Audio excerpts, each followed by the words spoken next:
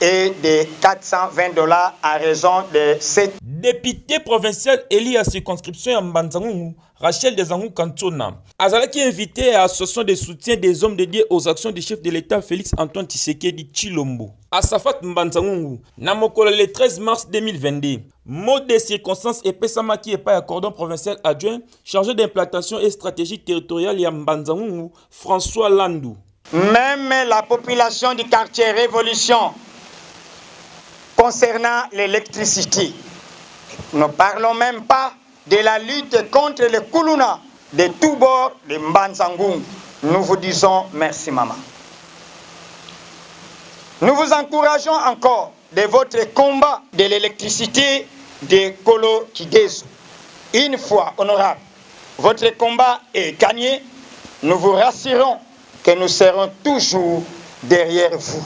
Et nous vous rassurons une victoire écrasante aux élections 2023. Bande kote bete milulu elekaki malamu, tangu azwaki maloba honorable apesaki merci na basali na nzambe pe ba nyonso bayaki na milulu oyo. Ba pasteur ba onso benanga merci ya Mungolo Kibeni. C'est vraiment difficile de parler après un pasteur aussi éloquent. Na kota la ndenge milulu elekaki a confirmé que a commis membre à Safat. Je connais le numéro 1 de l'association des pasteurs à Safat. Pasteur, je suis membre de cette association. Dites au pasteur que Maman Rachel est membre de notre association. Eloko esepelisaki Mama Rachel Makasi, basali na nzambe basanganaki batikaki yena misala na ye na maboko ya nzambe. Pe alobi ete basalaka yango ntango iso pona bapolitisien nyonso.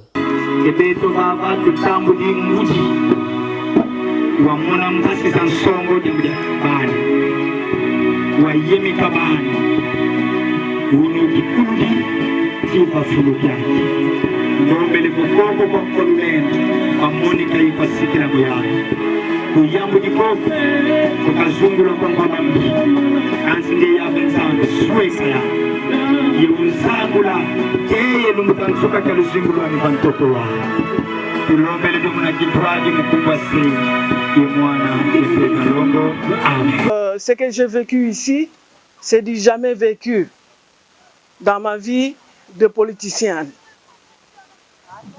C'est la première fois que nous avons wakati Labena en ce qui concerne mon travail. Bampangi, merci. Oui, les hommes de Dieu doivent soutenir les politiciens, les gens qui nous gouvernent. Oui, c'est le grand moment. Le fait de s'ambili la mfumu ndo wansi. Le fait que tu s'ambili la mpasi ndo ngutakala yezi courage muguna vovanga muda peuple. Na occasion oyo nde député provincial a rappelé ki population bayeba musala ya député eza ya kotonga ponte kosala banzela te kasi ko voter ba loi pe kolobela bango na niveau ya assemblée provinciale. Votre député utakulutela muntangwa campagne lumvota mono sa kulutungira bipon yebi classe luvunu ketata. Ce n'est pas son travail. Ça le a député c'est voter les lois. Beto ku province tu bokilanga vo edi. Beto isaluke to ki na vota edi parce que vous me réglementez via population, boye population il fait tambula mu Congo central. Deuxième rôle, tu contrôlanga action ya gouvernement. Vos gouvernements utasalamambu beto tu fait kuenda yetala ebu eske damdan ki kala tungi di classico damdan ki kala sadi ponko damdan ki dépense ye isaki di ole la tout la mbongo kukingandi beno lu tudi mbongo mu intervention spéciale. Et dans ce cadre-là, je suis membre de la commission aujourd'hui qui est en train de contrôler l'action du gouvernement. Mingi abetaki sete na likambu ya électricité oyo etungisa bandeko ya nkolofuma uta bambula ebele kasi lelo résultat emonani po ete Mama Rachel Dezanguka azwaki dossier na bango amemaki yango na assemblée provinciale. Solution mu deux étapes si akadila. Une première étape c'est tout la transfo sur la ligne existante. Nanga lo muini socle mbe batudi hein. yanu ange wantel levo mama nzavutuka le 17 mars pazuzawa à quel niveau nous serons karibete tuzole mavangama nzaki yani nzaku mvutukila le 17 mars donc dans quelques jours sangina vutuka kuna bureau qui a directeur provincial mpasi kantela à quel niveau ils en sont mais nze niveau transfo nga izidi mais je pense que mbaskazo le ikuiza.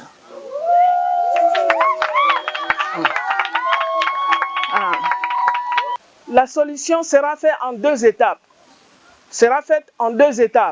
Première étape, transfert ya fioti, ndambu kaka ya quartier, une infime partie de la population ou baka courant.